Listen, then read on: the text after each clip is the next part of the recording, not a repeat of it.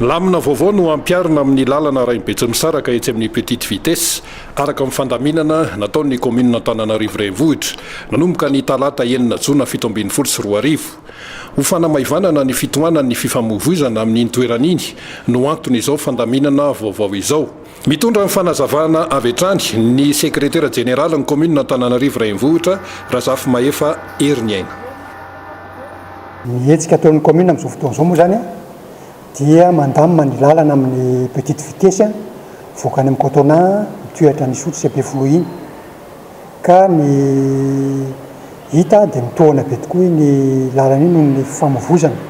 Mandamina izay zany ny commune ka mamorona mamelona indray moa zany tena marina ny deux voies amin'ny lalana iny, zany hoe ny makany sotro dia manaraka ny ilany havanana, makany tsara lalana dia mamonjy ny ilany havia, ary ny farany sisiny amin'ny ilany havia dia natao parking fijanonana ny fiara.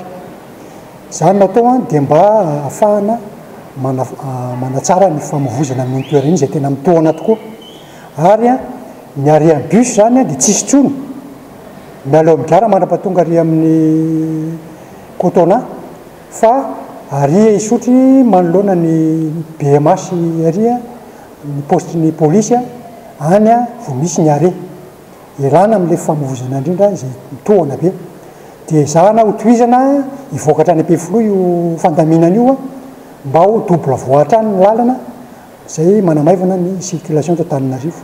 Marikena amina fanasarahana ny lalana zany visy havanana izy io, ary isy polisy apetraka eo andamina an'izay. Ny olona zany dia mamonjy ny sisin'ny trottoir fa tsy handeha amin'ny arabe intsony satria kely le arabe andehanan'ny tômôbila ka mety hiteraka accident zay zavatra zay.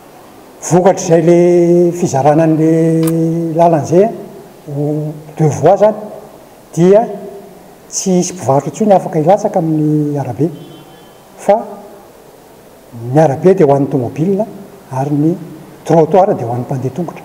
Noho izany ireo mpivarotra te hivarotra mbola malalaka amin'ny tsena petite vitesse afaka mamonjy eo izy izay tsy mitsofoka ao dia miala tsiny ny commune fa tsy maintsy afehezina ny fifamoivoizana eto Antananarivo.